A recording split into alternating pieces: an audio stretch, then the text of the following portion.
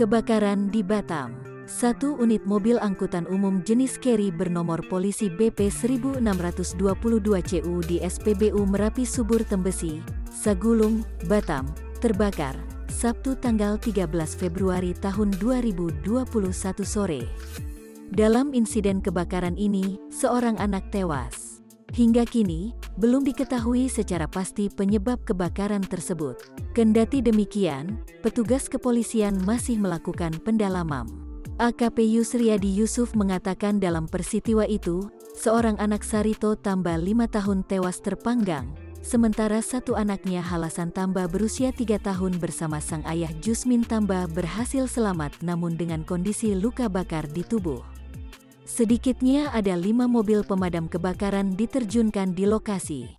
Tim evakuasi dipimpin langsung Kapolresta Barelang bersama Dandim 0315 Batam. Warga berbondong-bondong memadati SPBU di Tembesi. Arus lalu lintas bahkan terpantau macet, petugas kepolisian tampak berupa mengurai kemacetan yang diperkirakan terjadi sepanjang 1 km. Menurut kesaksian Monik, petugas SPBU Merapi Subur Tembesi, pada saat kejadian, pria yang merupakan sopir mobil Carry yang terbakar berupaya mengeluarkan seorang anak dari dalam mobil tersebut, namun usahanya tak berhasil.